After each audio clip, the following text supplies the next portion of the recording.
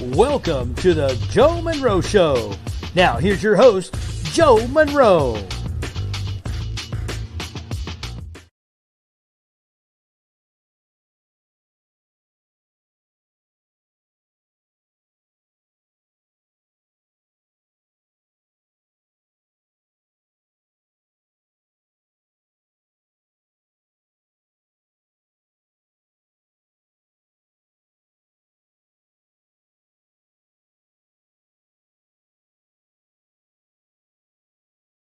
I've always wanted to come out to that song. Hello, folks. How's it going tonight? Welcome to a brand new episode of the History of Pro Wrestling. It is I, Joe Monroe, and today, well, I guess you didn't see the graphic or heard that music. That's right. Tonight, we are going to talk about the history of World Championship Wrestling, WCW. No, not Woman Crush Wednesday. We're talking about the actual WCW. But before we get into that, let's go ahead and shout out some sponsors and friends. First and foremost, let's shout out Phenomenal Finds ATL. If you're looking for anything retro, check out Phenomenal Finds ATL. They may have stuff from WCW, from the WWF, and then may occasionally have some ECW stuff as well. As well as our partners and sponsors, Triple Crown Wrestling and Ultimate Championship Wrestling, as they are bringing back professional wrestling to the great state of Kentucky, as it should be. Also, speaking of Ultimate Championship Wrestling and Triple Crown Wrestling, tomorrow night, live at the Aspire Center, is our fan appreciation night. And to show our appreciation to you, all tickets, general admission, limited front row, all $10. Everything is going to be $10 just for you all instead of the regular $12 and $15. So be sure to come out tomorrow night to the Aspire Center in Monticello, Kentucky. And actually, believe it or not, for fan appreciation night, I'm actually going to do a live interview with y'all. So be sure to be there. And we want to also give a big shout out to our friends, Charms Photos. Crystal, the lovely lady who you may see comment on the lives here, takes our pictures and tries to make this ugly mug look somewhat decent. I'm kidding. No, she does a phenomenal job. No pun intended to our previous sponsor. And as well as Les Murphy Painting. If you have any trouble with any painting needs, contact Les Murphy at 734-334-3702, as well as the No Sell Roundtable, where myself and a few friends get together and talk about various topics of professional wrestling. Next Friday, we're not doing a history of. We're actually going to be doing a new episode of the No Sell Roundtable. I may do a history of pro wrestling by myself Thursday, but for next Friday, we're actually going to be talking about the New World Order. Kind of go, with the, history of and, all that shamanics. All right. Well, in case you're just getting in today, we're going to talk about the history of World Championship Wrestling, WCW, and I have a few friends with me today. So, and I'm going to make this a little special for them because, they're my friends. And speaking of friends, ladies and gentlemen, from Friends of the Squared Circle, you all know them. Sometimes people think I hate them. None other than Crander Q.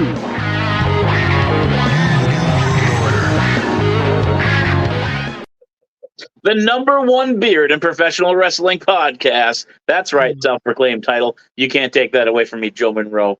How are you doing today, buddy? I am doing fantastic. It is Friday. I'm ready to talk about professional wrestling. As you heard, I got wrestling tomorrow. So I'm ready. I'm ready for the weekend. It's going to be a great weekend this weekend. What about yourself, sir? Oh, I just finished recording a few episodes of my beautiful show, Friends of the Squared Circle, there today. Also, you mentioned Charmed Photos, man. She does make you look pretty. I wouldn't say beautiful, but she does make you look pretty, sir. Shout out to that sponsor of yours. Yeah, Crystal, she's awesome. She's a great friend.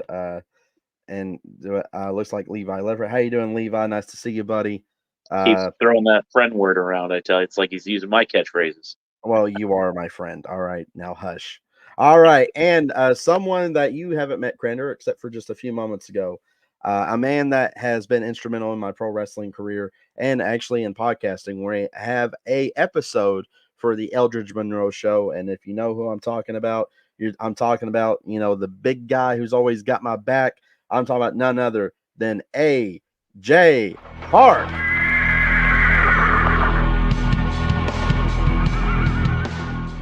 Rumor has it he has a better beard than Joe. Sorry to cut you off. Go ahead. I do. You know, unlike us, Joe doesn't really have a beard. It kind of just like sticks out at the bottom and nothing's on the sides. It looks kind of weird. Looks like a chia pet. What's going on there, man? Like, Hey, leave my beard. If you all don't leave this beard alone, I will turn babyface. Literally. You want me to do that again? I mean, what's different? You're stale as a heel and a baby. Well, what's the point? What the heck? What are you going to do? Shave it off to be a baby face? Hey, shut up, Dave. Oh, I never should have gave him the soundboard. Okay. All right, gentlemen, you know, we're going to talk about our favorite promotion. We're going to talk about WCW. But before we get into like what the younger generation will know as WCW, let's go way back here. And oh, hey, Sarah, that's my cousin. Yeah, mess with me, you mess with her. She will cut you. Let's talk about World Championship Wrestling. You know, they had various different logos. The one up to the upper, I guess, upper right if you're facing the screen, maybe upper left. Heck, I can't tell the difference looking at my screen. Is the old school logo World Championship Wrestling. As many of you know, Mid-Atlantic Wrestling, which is also ran by Jim Crockett Promotions, is kind of where the genesis of WCW started. Mr. Crockett and his son basically took a regional company and made it into, I would say, probably the first national, I wouldn't say global, I would say national company. It was called NWA Mid-Atlantic, but most people knew it as Jim Crockett Promotions. This is the promotion that brought up Starrcade. This is the promotion that brought up the Great American Bash. I mean, there was also those legendary wrestlers from Harley Race to Ric Flair to the American Dream, Dusty Rhodes. Gentlemen, what is your thoughts on the old school pre-WCW, in a way, I should say? Who's going first here? You can go first. All right, perfect. That's kind of some of the stuff that I, my earliest memories, with the action figures, the video games, the magazines. You mentioned Harley Race, Dusty Rhodes, one of my all-time favorites. I'm a huge Rhodes family guy. I did request some awesome music earlier, but unfortunately we're keeping it WCW. But iconic names in the business, great promotion, and it only led to, an even bigger boom there in the 90s. So, yeah, I agree. AJ. I really enjoyed Jim Crockett Promotions. I'm one of very few people that, Joe has seen the collection I used to have. I had Jim Crockett pay-per-views, and these were the legit ones. These are ones that were on VHS and I converted to DVDs. And I used to watch them religiously. Jim Crockett Promotions for me was a good start for what ended up happening when Ted Turner came in and bought them out. Mm-hmm. But Jim Crockett really set the tone in the 80s. He really did. Well, he did, and I agree with you. So it's going. Hey, oh,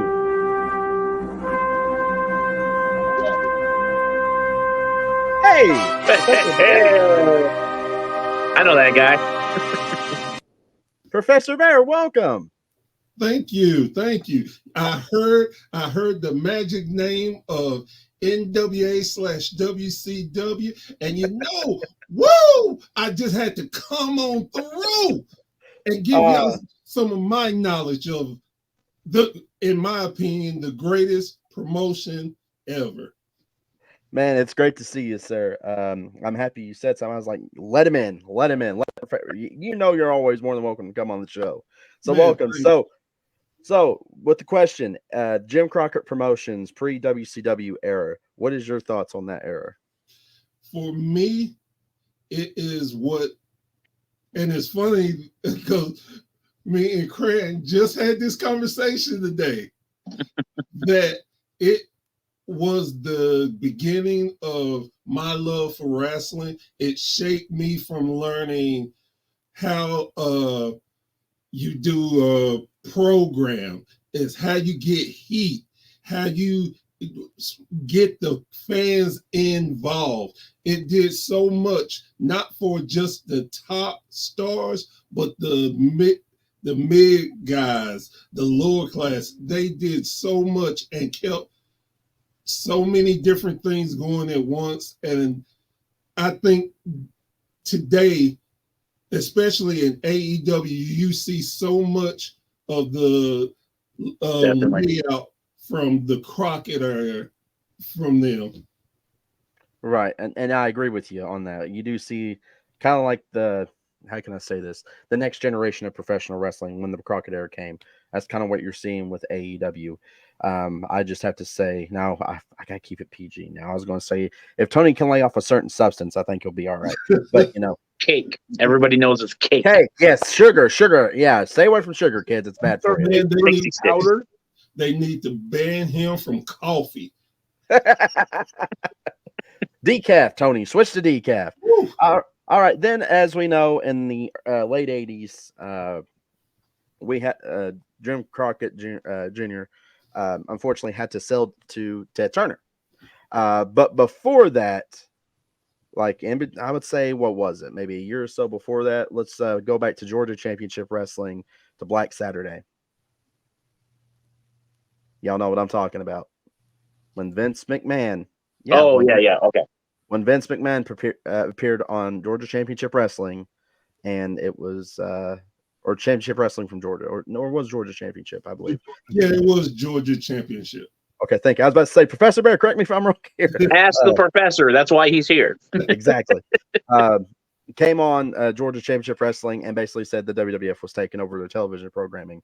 And a little backstory to that, if you haven't watched the Dark Side of the Ring episode, not a sponsor, shameless plug, but if you haven't watched that episode, I implore you to watch it. It is great because Ole showed Ole is what Ole can be, doesn't take no crap from anybody. But Vince slowly learned that his style of wrestling isn't what this particular region wanted.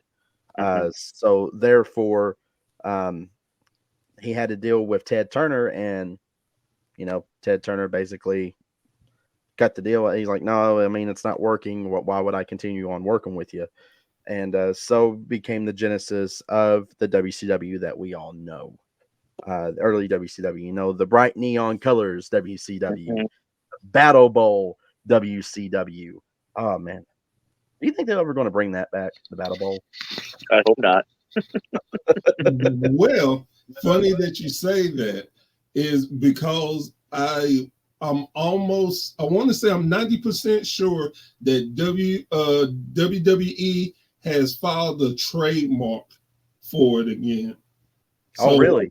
They have trademarked a lot of WCW stuff, and I'm not for sure if they're going to actually bring back the concept, but they're definitely working towards putting out merch and stuff.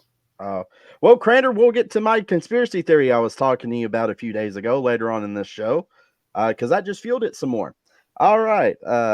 Let's see. Hey, guys. Hey, JD. How's it going, buddy? It's good to see you again. I know that guy, too.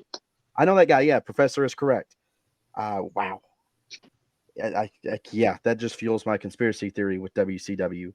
But let's go ahead and let's get into some questions, because around that era is when we started seeing younger up-and-comer talent, and when we started seeing some underrated superstars. I mean, shout out to Crander Q, who made these. Yeah, you did. Yeah, you did. You made these. Hush. The guy did it. But there was so many underrated superstars. Some that eventually would become megastars, especially in that early WCW age.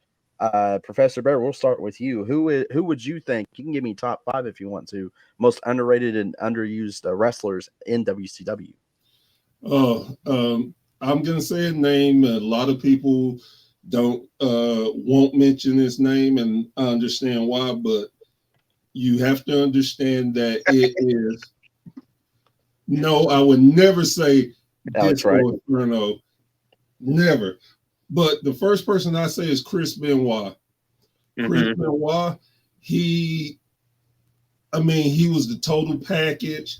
The rub from the Horsemen, the rub that Kevin Sullivan gave him, and considering that he stole his wife, that just lets you know what type of guy Kevin Sullivan was about the business. So definitely Chris Benoit. You can look at Jericho. Jericho was a star in the making. Yep. And because of the short guy complex that some of the bigger guys had, that they didn't want to put him. And luckily enough, Jericho knew his own value. So Jericho is definitely another one.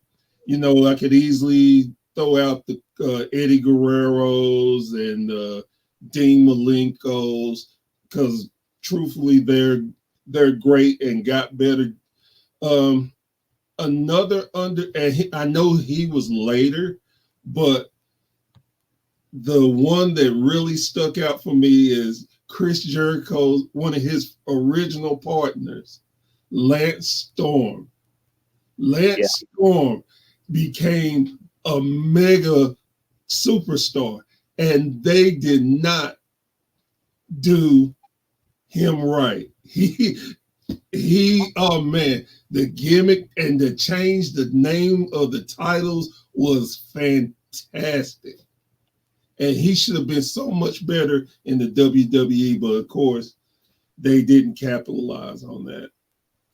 Another person that should have been even more popular and better, and you could tell the grudge, was Shane Douglas.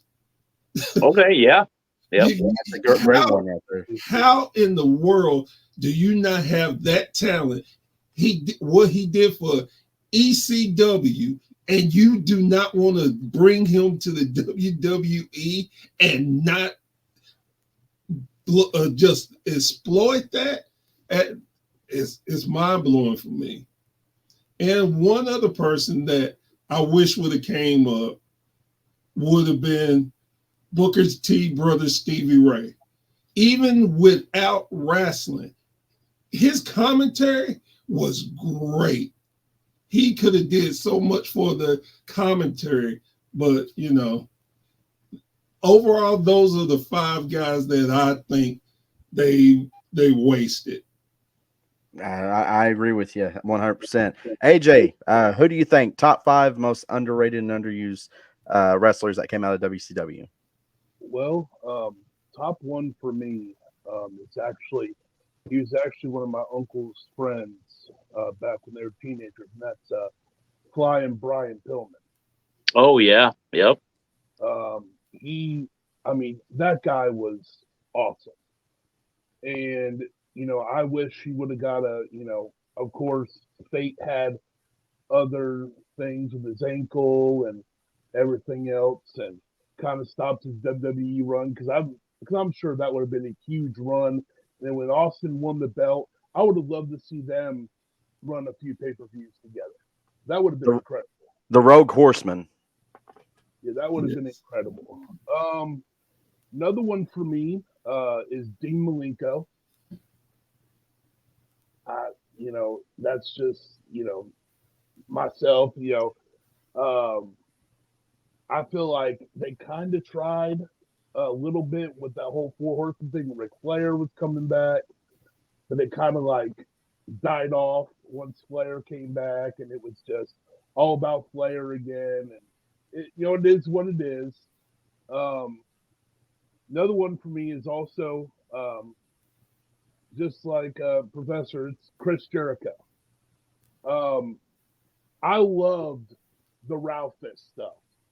Okay, that was my thing. All right, Ralphus, he's in my top 5.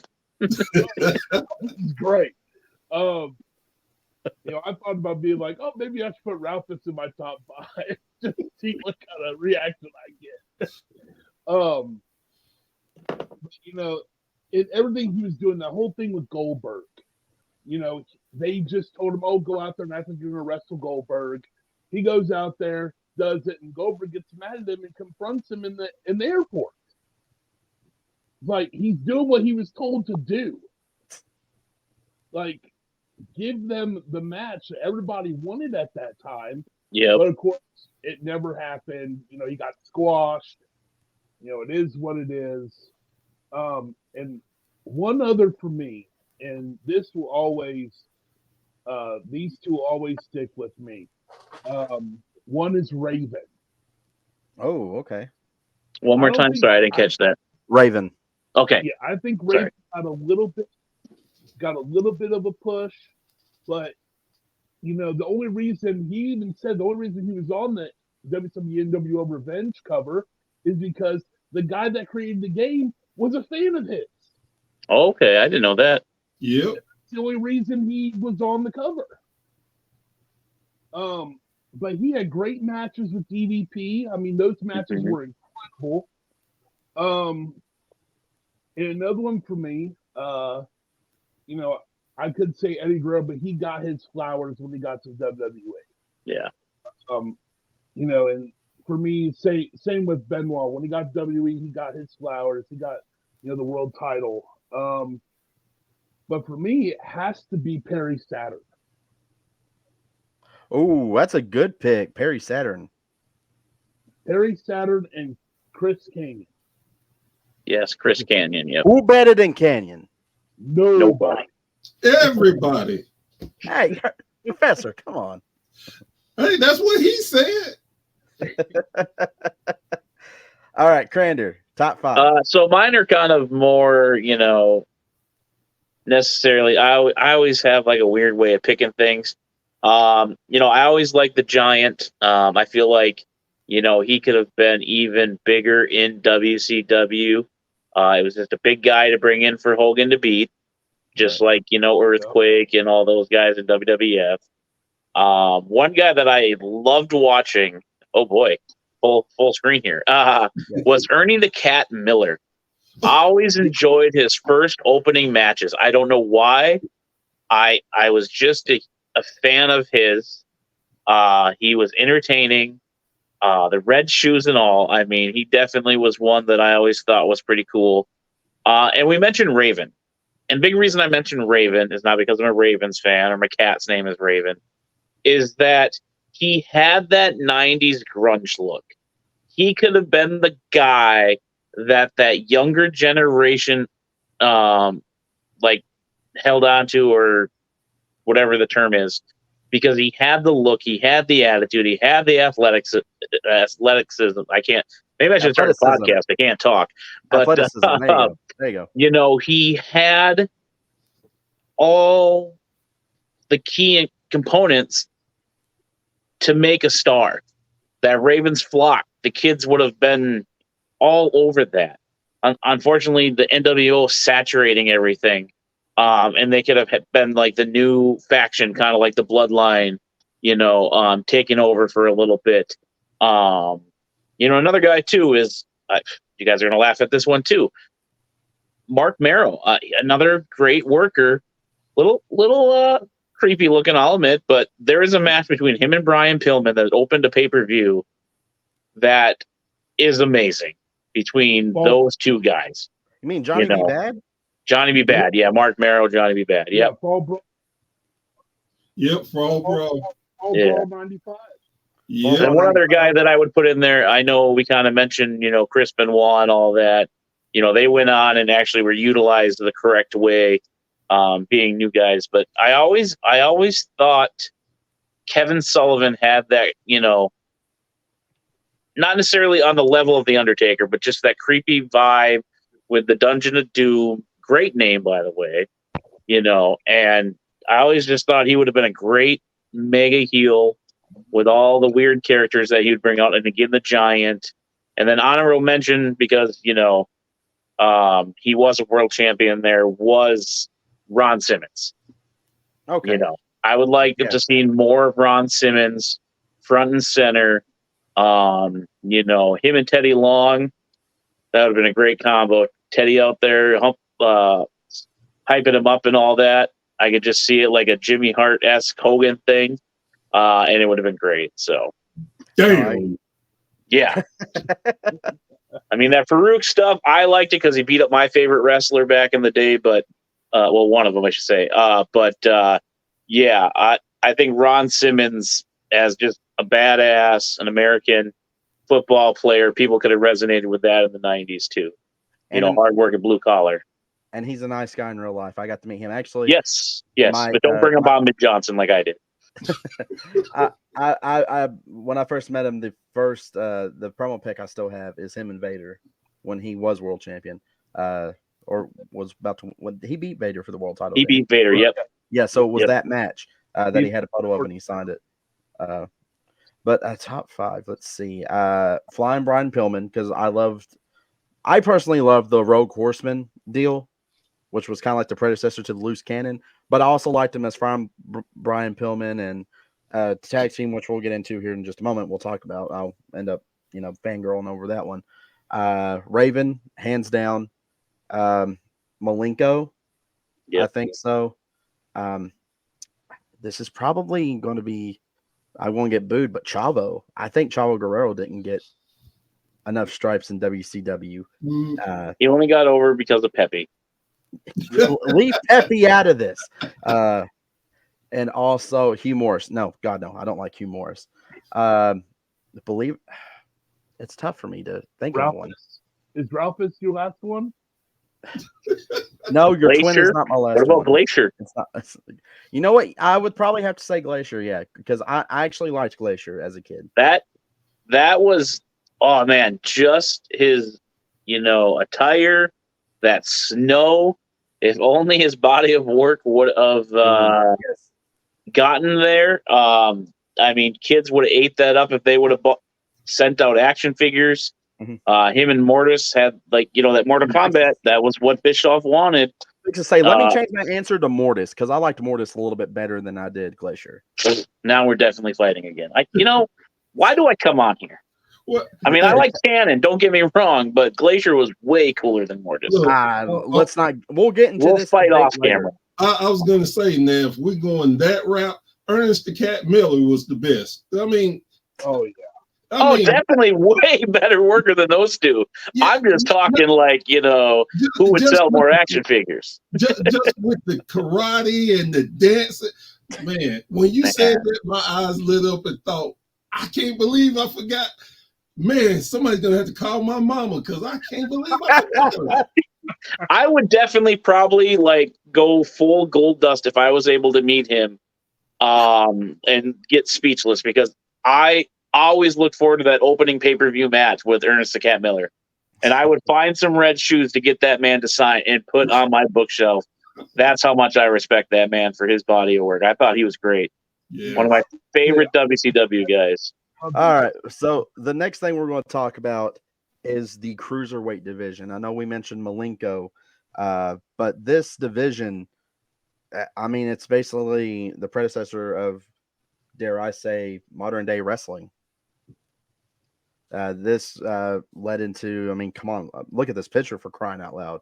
The Ultimo Dragon, Psychosis, the Iceman, Dean Malenko, La Parca, and Rey Mysterio Jr.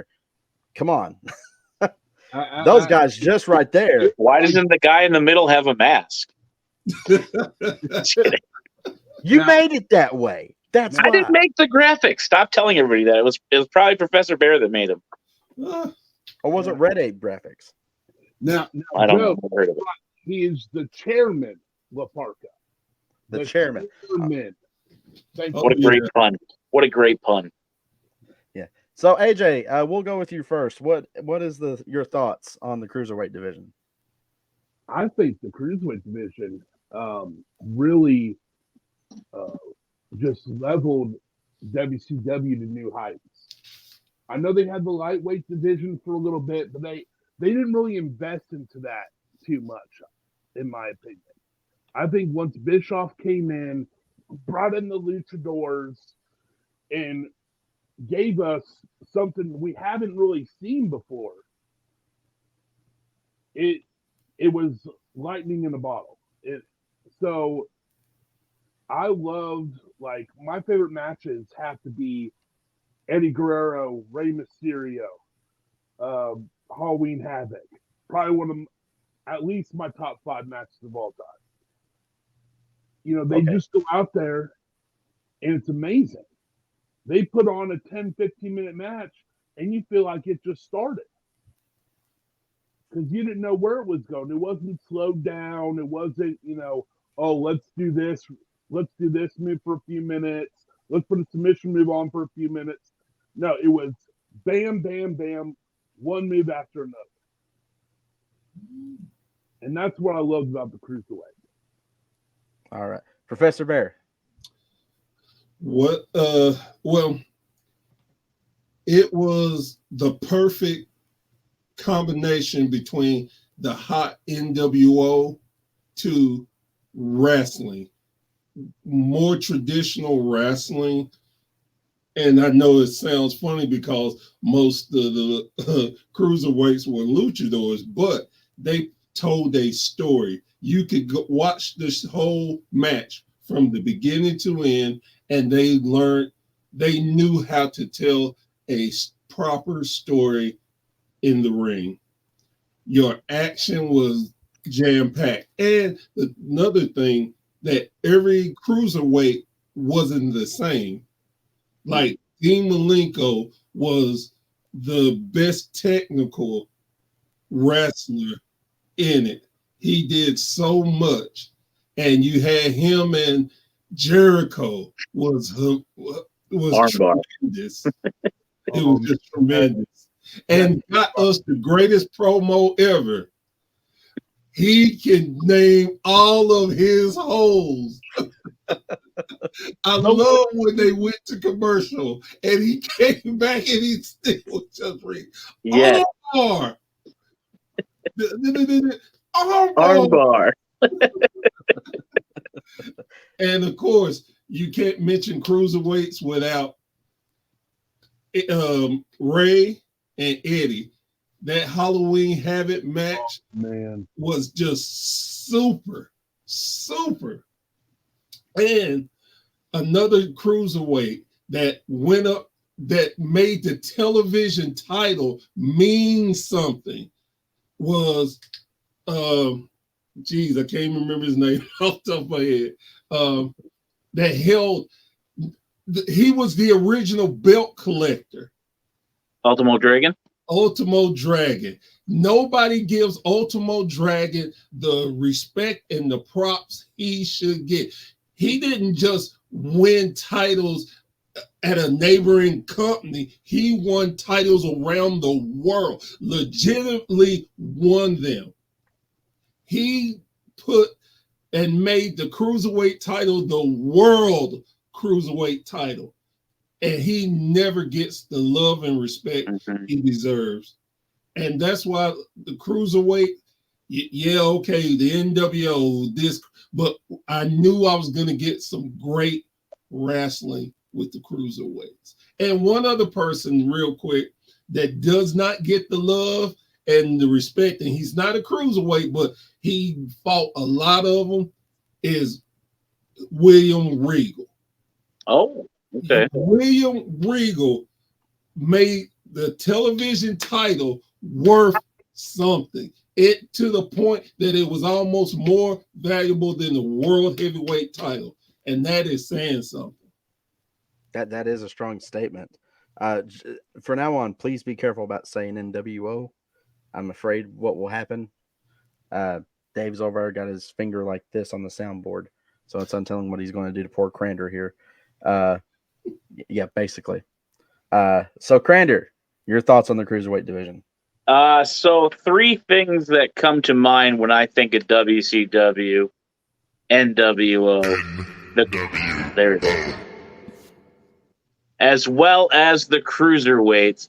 And I know the professor will agree with me on this next one, Disco Inferno. Those 3 things are synonymous with WCW outright. I don't care what anybody says. But no, the cruiserweights, Professor Bear mentioned they were all different. Jericho being the talker, Malenko being the technician, Ray, Hoovy, Psychosis, the Flyers. There was just so much talent. But the real thing a lot of people bring up when you mention WCW, I love WCW because of the cruiserweights.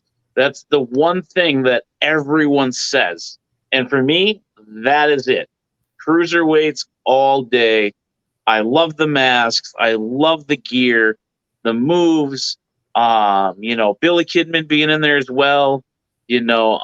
just a lot of great wrestlers that could have easily been larger than life had, WWE, WWF, and all those guys had the foresight to see what we see now, that everybody can be a legit contender to things. And yes, the world heavyweight champion, is kind of a thing of the past.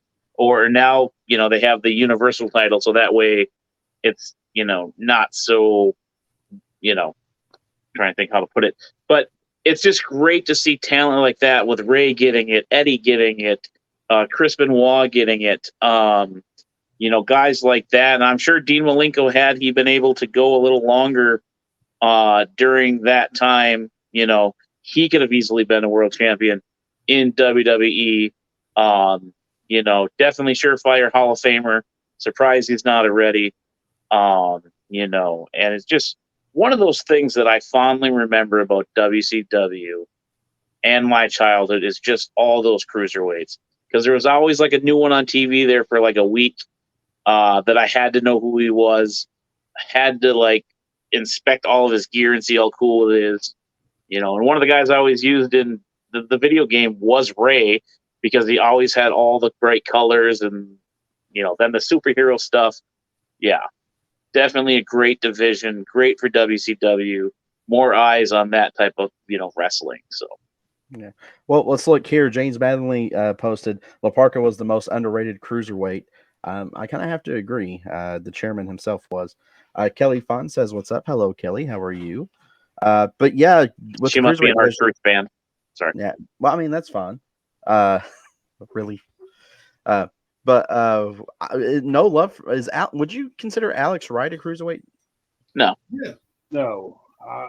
It was a German, stinky German. No, that could dance. We don't like the Germans or the Canadians. You didn't hear me mention Brian Pillman and that, did you? Even though he's from, Ohio. He's from Cincinnati. Yeah, but he was in that Canadian club. Yeah. He hated America.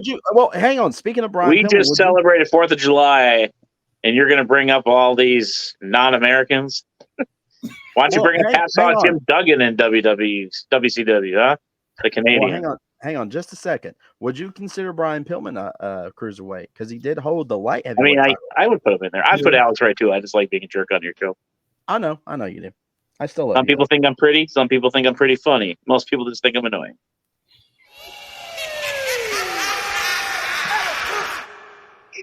He's having way too much fun with that today. Anyways, but yeah, cruiserweight division, I agree with you all. Hands down, probably one of the most important divisions. Would you hang on? Here's something we can discuss. Would you say ECW came up with the cruiserweight division first rather than WCW? Because those guys that were part of the cruiserweight division he had them there first, Well, I would say this, that ECW didn't look at them as cruiserweights. They looked at them as wrestlers. As equals, right. Yeah. I will say, though, if I was ever going to be in the business, I would definitely be a cruiserweight, just saying. Because my weight's going to be cruising left and right, and I don't know where it's going. But you put me on that top rope, I ain't doing flips and shit. I'm just on the top rope, not coming down. I'm a cruiserweight for life, baby. That's exactly what people are going to yell out. But let's on to the next topic. Let's talk about the tag team division. I mean, there's a lot of tag teams that came out of WCW. I mean, here, the Nasty Boys were in WWE before, or WWF beforehand. Yeah. But, we had the Steiner brothers. We had Harlem Heat. One of my personal favorites is I got Pillman up here. The Hollywood Blondes, one of the most underrated tag teams, I think. You had, I want to say, what was it? Doom, that had Butch and Ron Simmons in. Right. Yep. Another one. Barbarian was their manager.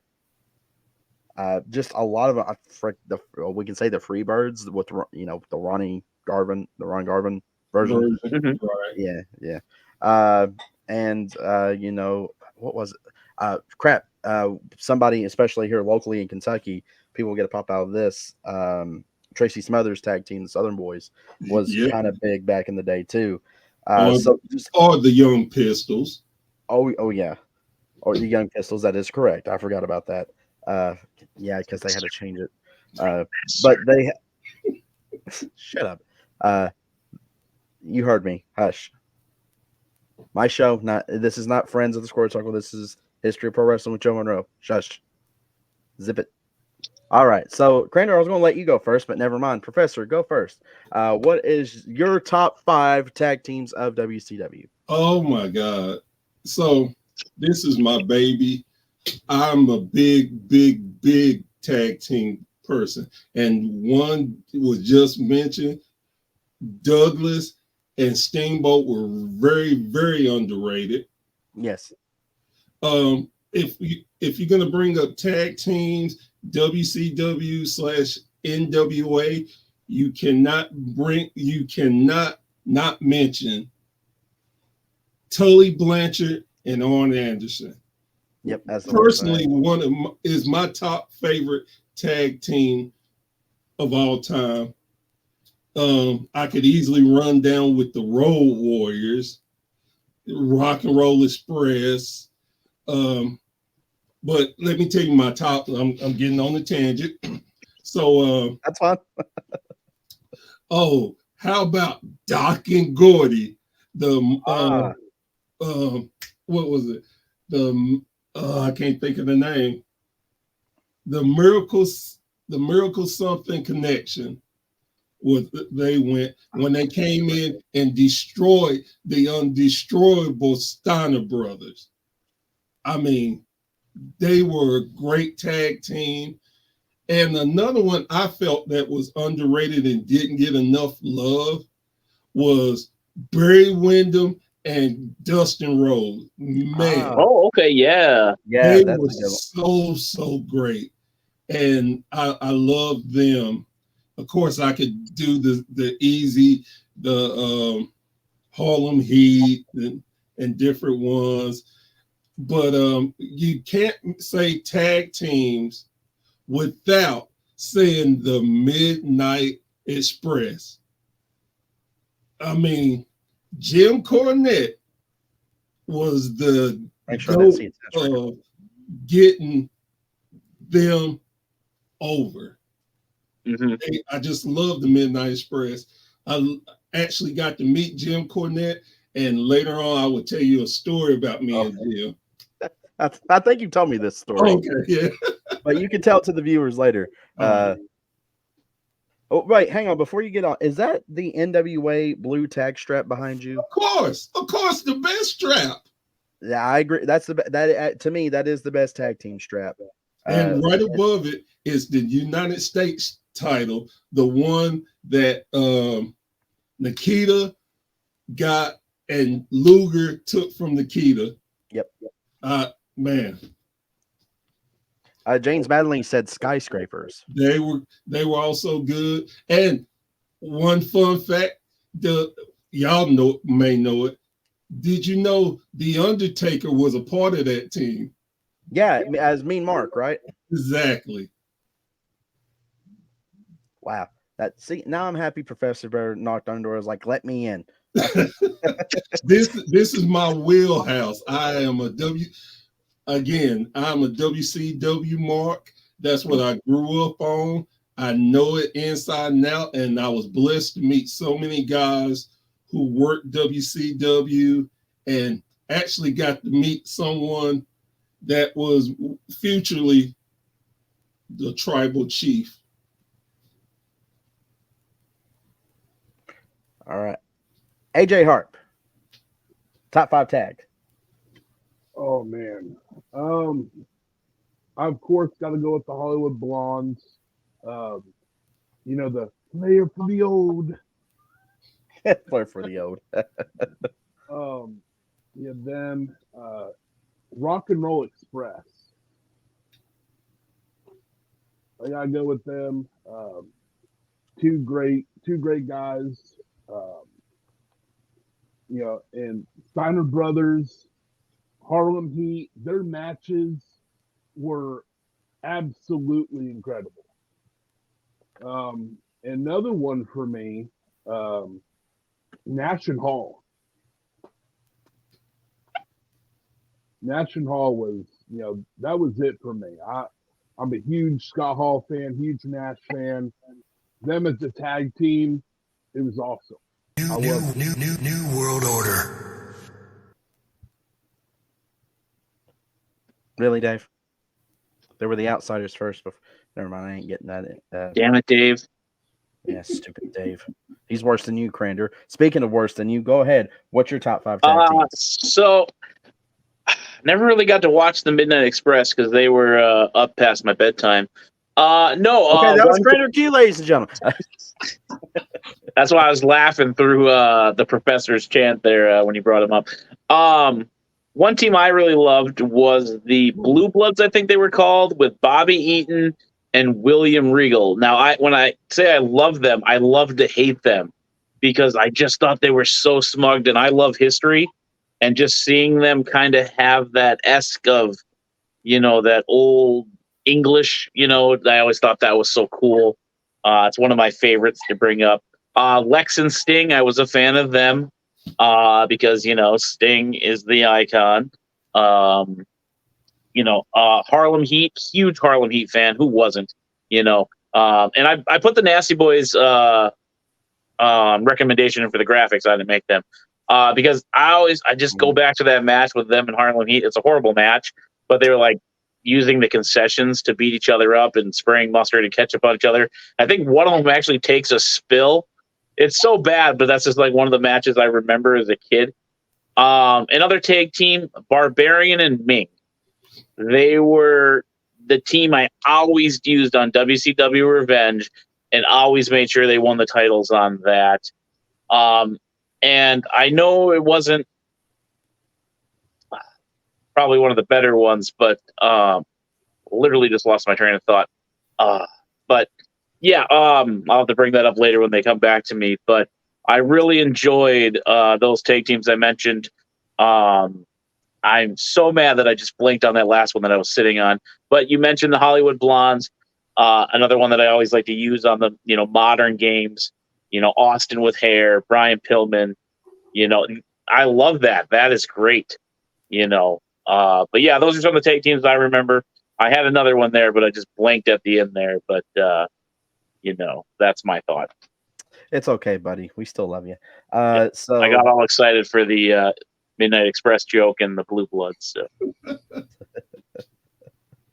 Oh man, didn't Dundee manage the Blue Bloods? Yes, he did. Sir William was it Yep. Sir William? Okay, I think I remember talking about that when I covered him on the history of pro wrestling. Mine would be, of course, number one is Hollywood Blondes, hands down. I grew up as a Hollywood Blondes fan. Will always grow be one. I think they got broken up way too freaking soon. Mm-hmm. It's just powers that be, which if you go watch what happened to WCW or the Death of WCW episode from last week. Crander was on there. Pulling that's my twin brother, Crander. Yeah. I'm Crander too. Yeah, whatever. Hall and Nash, definitely. Dynamic Dudes. No, I'm kidding. American Male? American. No, stop. No. God, Eddie Guerrero and his partner. There it is. What are they called? When they did the USA thing, or was that just ECW? Bart Scott. Art Bart. I can see it in my head. The American flag stuff, and yeah. They Art Bar and him never teamed in WCW. Yeah. The only time they were on there is when WCW did their pay-per-view when Worlds Collide, and they were tagging. We will count. The name will pop in my head. We will count it. We will count it since they were on a pay-per-view. We'll count it. They were great though. Art Bar, if he would have had the chance to live longer, he would have did some amazing things in the state. Oh yeah. I think the name is Los Gringos Locos. That's it. There it is. Point for AJ Hart. I already got 3 points, so. Well, good for you. Where did I leave off? I forgot. I said Hollywood Blondes, Hall and Nash, not American Males. The Steiner Brothers, You did say Midnight Express, and can I say the Filthy Animals? Because as a kid, I actually Your liked show. Say what you want. We'll just judge you later. yeah, that's fine. So nobody likes the dynamic dudes of Douglas and Johnny Ace. I actually liked them because Cornette set them up and played them like a fiddle. Wasn't Buff Bagwell and Scott Norton a tag team too there for a while? Yeah, for a second. Okay, yeah. Vicious and Delicious. Yep. There we go. That's what they call Joe and I. When we're at the buffet. Yep. I'm the vicious one. He's the delicious one. Mm-hmm. Anyways. Oh, we're having way too much fun with this. All right. Love now WCW. we talked about tag teams. Let's talk about wrestling factions. From the Four Horsemen to the NWO to the Dangerous Alliance. Come on. I mean, hands down, I think if there wasn't really many factions in WWF at the time, but there was in WCW throughout its history between the Horsemen. Personally, I think the Dangerous Alliance is still overlooked and underrated. That's just me. Look at the talent on that team. Oh my gosh. Stunning Steve, Rick Rude, which I got the Rick Rude that was technically in the Dangerous Alliance as a Funko, which I'm happy they came out with. Bobby Eaton, Arn Anderson, and Larry Zbyszko, and you had Medusa as Baby Doll, and Paul Heyman as J.J. Dillon. Come on. Hall of Fame all the way across. Absolutely. The only reason why they are not mentioned as much is because they didn't have enough of faces to beat up and take over. That's the reason why. They were great. Yeah, go ahead. Sorry. No, I was going to say they were great. I love them. But after a while, Sting got boring. Everybody was beating up Sting. So then the same thing with Dustin and Ricky Steamboat and Barry Windham. They just didn't have enough good faces to elevate them to the level of the NWO Horsemen and stuff. That's just in my opinion. Right. And didn't Paul Heyman have some issues too backstage where he left for a while, came back and all that? So yeah.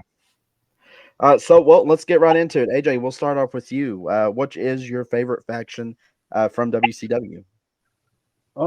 It's a faction that gets talked about a little bit now because it's being used again. I really like the LWO. The LWO? Yes. Okay. No, I can see that. Like I said, I love the Cruiserweights, and it was something, to get them over. I wish it would have lasted longer than it did. And of course, you can't forget about the NWO. Totally. What did I say about saying the NWO, AJ? New world order. Hey, you know what? You know what? There, Chia Pet Beard. Hush. Okay. First foremost. See if I cook you steak anymore, butthead. You can just come on my show. We can talk about Joe all we want. That sounds good to me. But it's you can't forget about the NWO, and obviously can't forget about the Four Horsemen. Four Horsemen NWO were going at it. And Flair got the best of Hogan a few times, and then they had the whole David Flair turned on his father stuff. I don't want to even really get into that. But it's the factions of WCW is really what transcended it in the 90s. When NWO showed itself, they went straight to number one. They were number one for 83 straight weeks. The problem is the faction got a little too big. And, a little? You know what I mean. About you it's okay when 5 guys are getting out of a limo. The next thing you know, hey, there's 2 more limos. Oh crap, there's more people coming out of them. For life. I mean, Dusty Rhodes was in the NWO. Yeah, let's not discuss that. All right, Professor Bear, your favorite all-time faction from WCW? Is there any other choice but the? I mean, with them, the main reason was they were a true unit. No matter who they were going up against, no matter what they did, it was always for the betterment of the group. You had the world champion where you couldn't get Flair. You had to go through Orn first. Then if you made it through Orn, then you had to go through Tully. They were the perfect faction for me. And when they went after you, they got you. How many times did Dusty Rhodes get jumped? How many times did Luger get jumped? Sting, you name it, they were the original. Oh, we don't have to get you in the studio. When they beat up Dusty Rhodes in front of Crockett Building, do you know fans legitimately called the police to report that, and the police had actually went out to see what the hell was going on? That's how much heat the Horsemen had. And not just when you're a faction, if you don't have a plot to win all the major titles, what are you doing? Right. They held the world championship, the US championship, the tag team titles. If they lost, hey, somebody was going after the television title. When they had the national title, somebody was going after that. When they had the US tag titles, they were going after that. That's what a faction, when I look at a faction, what a faction should be. You have the top dog, and everybody knew he was the top, no question about it. Then you had the guy who was the killer. He didn't care who he fought. He didn't care what the reason was. If the boss said it, he was doing it. And then you had a manager. J.J. Dillon does not get enough credit for being an integral part of the Horsemen. He was the mind. He did the scouting. He saw people. He set things in motion. And to me, no disrespect to any other group that came behind them, but they were just a fake carbon copy of the Horsemen. So you wouldn't include Sting in the Horsemen at all? Yes, I would. You would? And the reason why, because they let him in. And what's that old saying? You keep your friends close and your enemies closer. That is the ultimate. Hey, we trust you. And the whole thing was, we just didn't want you at the title, so we sucked you in there. You want to disrespect us, we're going to kill you. Again, every different type of thought process for a group, they've done it or thought of it or came up with something. And that's why factions today, you can name them out. Bullet Club, yeah, they're more NWO, but look at the structure. It came from the Horsemen. No, I agree with you. Crander Q. Yeah, I mean, I gotta agree with everything, Professor Bear said. 4 Horsemen, the example of a faction. Yes, NWO came in and just took over, like the popularity of it. Also, with that other company that we're not talking about on this show. But, and unfortunately, with those 2 great factions, they started moving players in and out. Then it got a little blurry who's in there, and I know Flair was not too keen on that. They wanted to keep recycling that horse. It's like, look, I don't have Ole, I don't have Arn, I don't have Tully. You're bringing in Benoit, you're bringing in Malenko, you're bringing in Sid Vicious, and then the NWO, everybody was in it. Then we let's make a different club, change the color. We get a little popularity, and next thing you know, Hogan's in that one. And then we're bringing in this guy and this guy to it. It's just like, poofda. And then we got NWO 2000, NWO Silver. I'm sure there's NWO Purple out there, and I just don't know about it. And LWO obviously being a separate thing, but another copy of that. It just seemed like, okay, now we're taking something great, just like with a movie, and we're going to make this pyramid. And it just got too confusing, too watered down. As much as I love factions and stuff like that, what I love about the Bloodline is it's just, they're starting to add people, but they're making more to the story. But it's the core family. It isn't, yes, Sammy was in it, but we're not bringing just a random Kevin Owens to join the Bloodline. We're not bringing just a random, Chad Gable in there. It makes sense because it is the Samoan bloodline. Sammy was there. It caught on. They utilized it, but it made sense for the story now that he's out.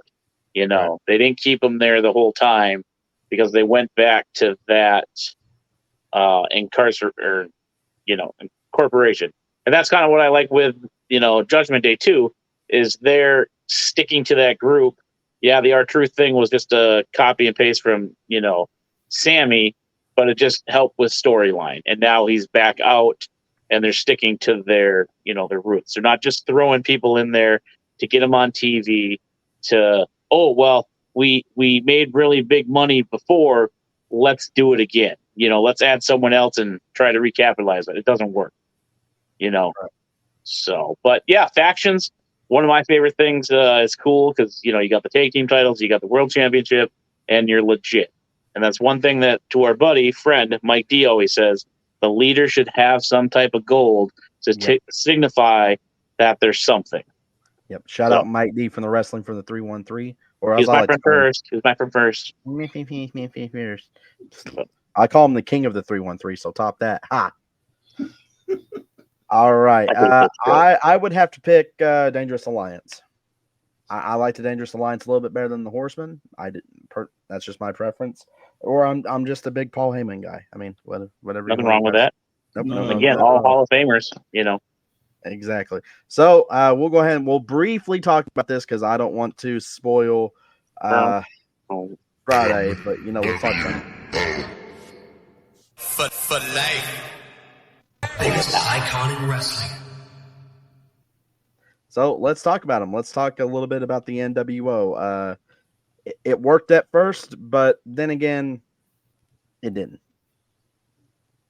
Yeah, if we could just bottle up. Sorry, I jumped in there. If we could just bottle up that first in, Hogan, Nash, Hall, and throw in, Waltman, and I would say the Giant too, because that gives you that big heater. I hate using wrestling terms because I'm not a wrestler, but right there, I think that would have been good. Right. $1 Million Man too. He could have been a mouthpiece. Hogan got a promo. I don't think Nash is good at promos. Paul, he did pretty decently with Razor, but I feel like those guys should have just been those guys and left it alone. Right. Professor Bear.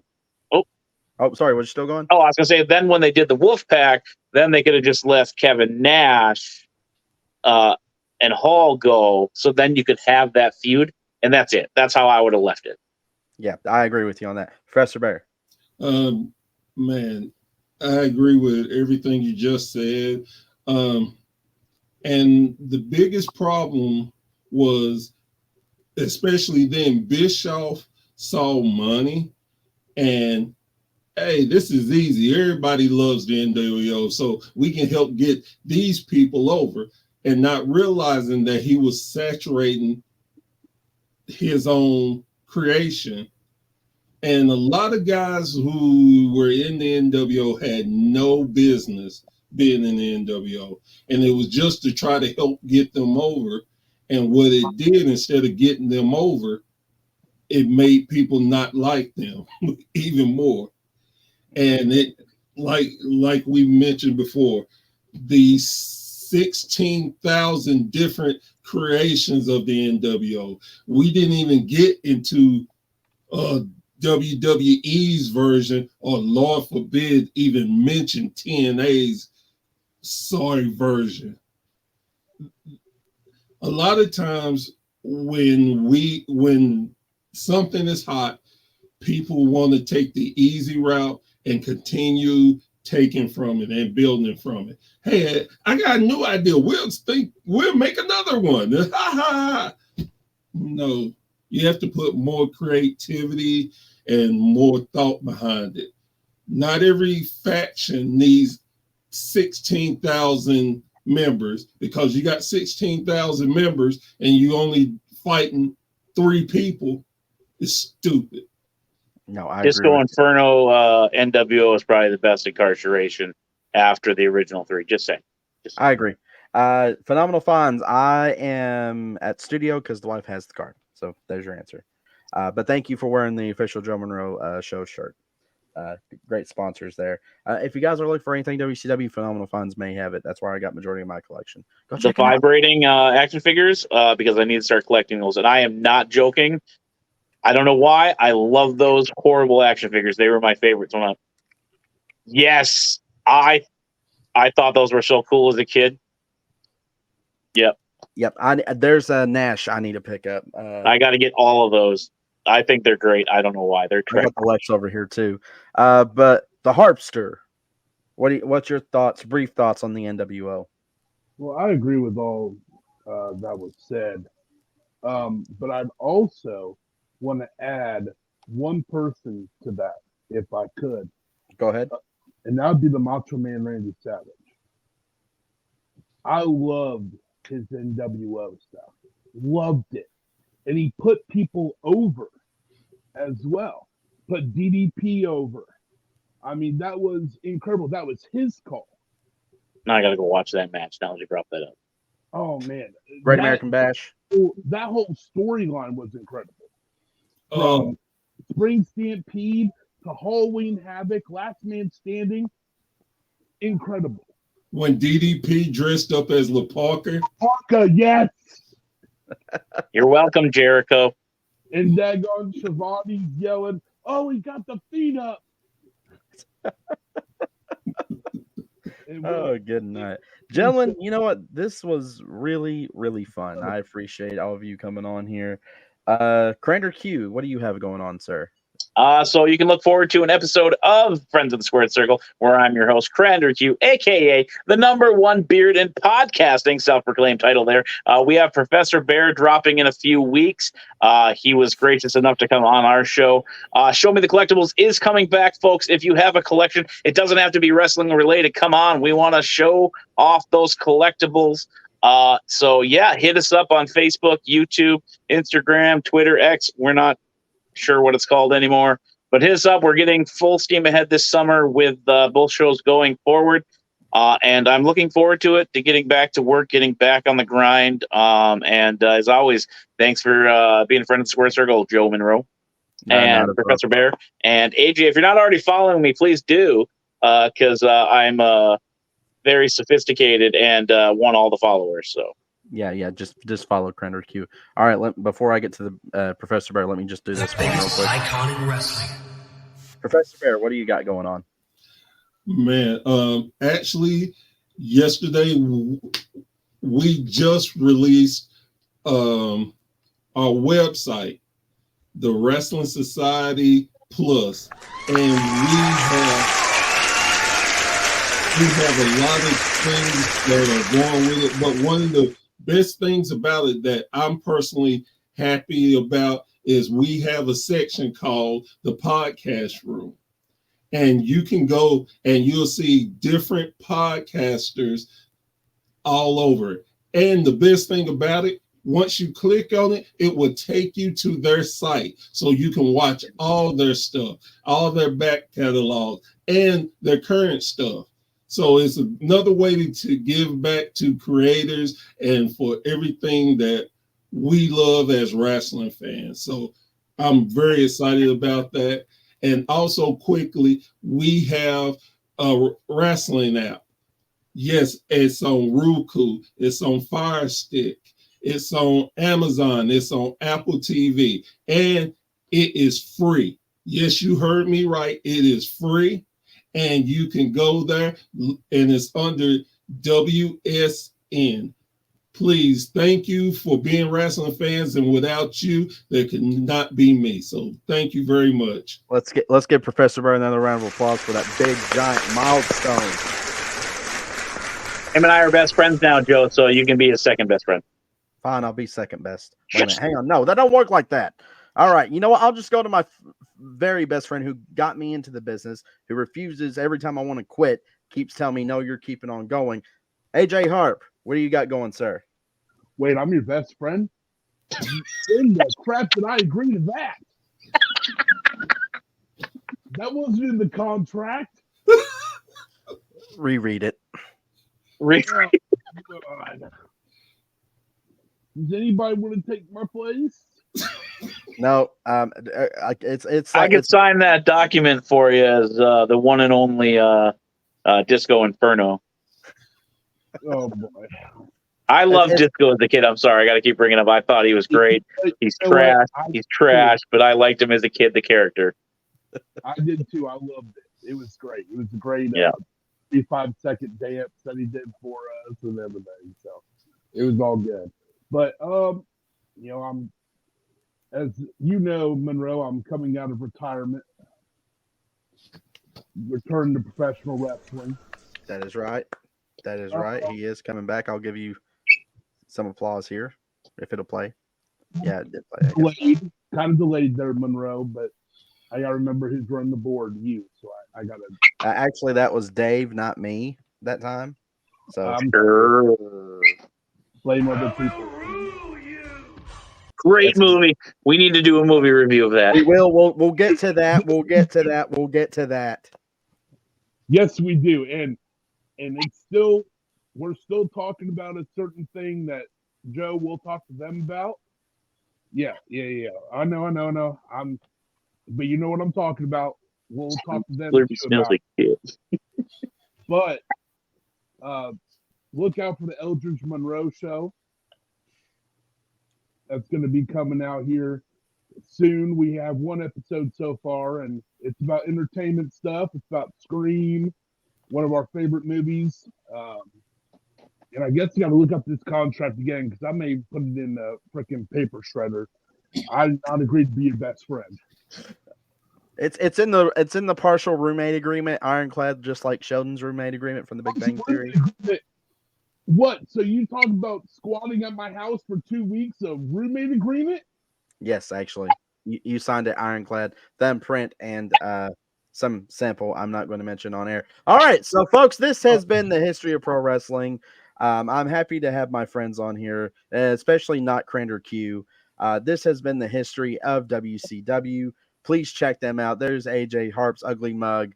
I swear he looks like the bastard child of Ralphus. But I'm gonna fight you off camera.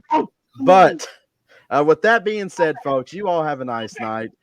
Dave, you know what? Let's pull up that clip of the history of pro wrestling. Let's go ahead and roll that out with the Nitro, then do the regular cutout. Folks, we are out. Have a great night. Have a great weekend. And if you're in Monticello, I will see you tomorrow. Go ahead and hit that Nitro theme music.